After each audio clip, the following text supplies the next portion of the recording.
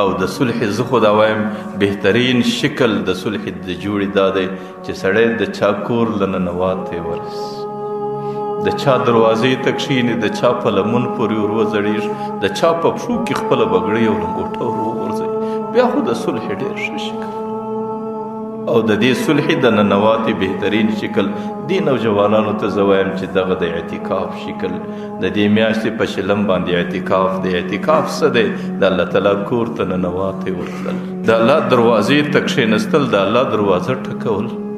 غریب چې کله د مالداره دروازې له راسي، مالداره سخي که هر څومره بند وي دی انتظار ورته کوي، وایي دا دروازه یو ورځ راخلاصېږي. نو د الله د رحمت دروازه ده، دا د الله تعالی کور دی. د الله تعالی په کور کې چې څوک ننواتې ورته کښېني هغې ته زموږ په عقیده کې معتکف وایي. دا د الله تعالی سره صلح ته ناست دی، دا د الله تعالی ته خپله عاجزي ښکاره کوي. دې د الله تعالی د دربار پر دروازه او پر چوکټ خپل تندی ورته ایښی دی. بیا به د الله تعالی رحم په جوش کې راځي. په 10 ورځې کې چې سړی په دې کور کې ننواتې ورته کښېني، په 10 ورځې کې هغه سړی د لیلة القدر د فدا کولو یقیني لایق دی. او لیلة القدر خیر من 1000 شهر، در 1000 میاشتو عبادت او 1000 میاشتې 4 کاله عبادت دی. چې کم سړی په اعتکاف کې کښېني د هغې د لیلة القدر عبادت یقیني دی. او چې د کم چا د لیلة القدر عبادت یقیني سو د هغې په عملنامه کې 4 کاله قبول عبادت ولیکل سو. او په 4 کاله کې د ماشوموالي زمانه هم راله، د شپې د خوب زمانه هم راله، د ورځې د سهار زمانه هم راله، د شپې او د ورځې د سهار او د ماښام چې څومره زندگی پر د تېره سوه په دې امت کې 4 کاله ته ډېر کم خلک رسیږي. دا ټوله ورځې او شپې، دا ټوله سهارونه او ماښامونه الله تعالی په عبادت کې ولیکل. چې د قیامت میدان له دی راسي دا رقم دی لکه دی چې د پیدایشه صدر مرګ پورې دا ټوله زندگی دی پر منځه ولاړ دی. دا ټوله زندگی د په خوله باندې روژه ده. پیغمبر علیه الصلاۃ والسلام حدیث دی چې کم څوک په اعتکاف کې کښېناستی، یو خو الله تعالی د هغې د سترګو، د غوږو، د ټولو اندامو د ګناهونو څخه حفاظت وکړي. او لوی عمل دا دی چې په دې ورځو کې سړی د ګناه څخه محفوظه سي. او د ګناه څخه هغه څوک محفوظه دی چې هغې په مسجد کې ناست دی. او دویم چې د مځکې پر مخ څومره عبادتونه کېدی سي د هغو ټولو عبادتونو ثواب دله را روان دی. زه خو دا وایم نن ډېر خلک د عمرې کې د الله پر بیت الله باندې طواف کوي، څوک په بیت الله کې اعتکاف کوي، څوک د پیغمبر علیه السلام د روضې سلامونه کوي. لیکن بعضې خلک د خپل مسکنت د غربت په خاطر باندې د لې فاته دي، هغه تللی نسي. د الله د رحمه څخه دا لیره ده چې الله تعالی د غربت و مسکنت په خاطر څوک د حج او د عمرې څخه محرومه کی. حضرت حسین ابن علی رضی اللہ عنہ د پیغمبر حدیث را نقل کئی، من اعتکف فی 10 اواخر من الرمضان، چې کم سړی د روژې په آخر کې اعتکاف وکړي، کان که حجتین و عمرتین، لکه 2 واره چې حج وکړي 2 واره چې عمره وکړي. هغه عمرې چې د وکړې د هغې دا ګارنټي نه ده چې خامخا قبوله ده. هغه حج چې د هغه سره سیر و ارس ورسره دی د هغې دا نه ده ګارنټي چې دا قبوله ده که نه ده قبوله.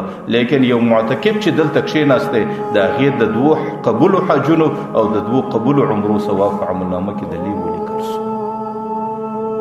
زه دا درته وایم چې دا ډېره کمزورې او دا ډېره کمه او دا ډېره نقصاني سودا نه ده. دې نوجوانانو ته وایم د دې بازارونو خوندونه ډېر وکتل سو، د دې شپو د فسق و فساد خوندونه ډېر وکتل سو. د شپې ته شپه پر دې تېری، زه خولۍ را نسم، زه بوټونه را نسم، د دې خوند او د دې میلو تماشو خوند ډېر وکتل سو.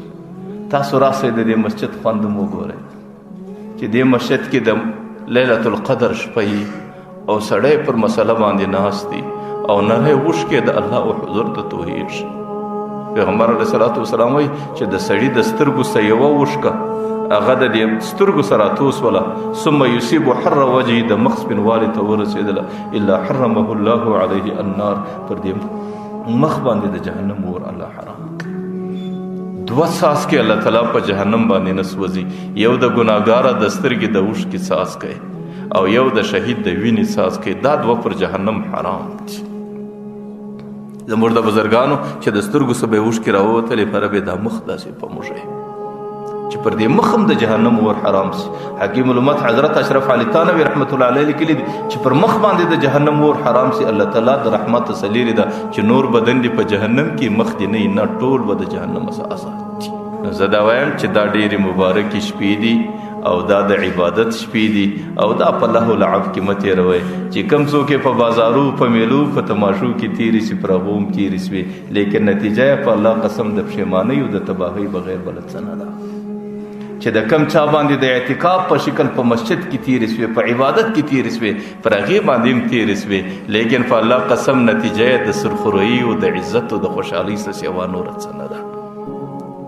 ځکه دې نوجوانانو ته وایي چې دا د اعتکاف شپې دي راسئ په اعتکافو کې کښېنئ خپل مسجدان په عباداتو باندې آباد کړئ چې پر دې معاشره باندې کم مصیبت دی دا زموږ وطنونه څومره ستړي دي دا خلک څومره ستړي دي ستاسو د دعا او د ژړا ستاسو د عبادت په خاطر به الله تعالی د دې معاشرې څخه دا نحوست او دا تکلیف او دا ګرانۍ او دا بدامنۍ پورته کړي او دا یو میاشت ده دا یو موقع ده نه معلوم چې را روانه میاشت چې کله را رسیږي د اعتکاف ورځې څوک په خارو کې پروت دي څوک څنګه نو د موقع څخه ګټه اخیستل د موقع څخه استفاده اخیستل دا د دانا او د هوښیار سړي علامه وي. الله تعالی دې زموږ او ستاسو دانایي را په نصیب کړي. الله تعالی دې د دې میاشتې څخه ګټه اخیستل او الله تعالی دې په دې میاشت کې د اعتکاف کولو د عبادت کولو د خپل رب سره د صلح کولو ترتیب راته جوړ کړي. الله تعالی دې د نیکو اعمالو توفیق را نصیب کړي. الله دې زموږ او ستاسو د ټولو قریبانو دغه میاشت مبارکه د مغفرت او د بخښنې ذریعه وګرځي چې څومره انسانانو مشکلات لري پریشانۍ لري الله دې د دې میاشتې په برکت ختم کړي. چې څومره انسانانو ضرورتونه حاجتونه لري الله دې د دې مبارکو میاشتو ورځو په برکت باندې ورپوره کړي. الله تعالی دې دا څو خبرې قبول کړي.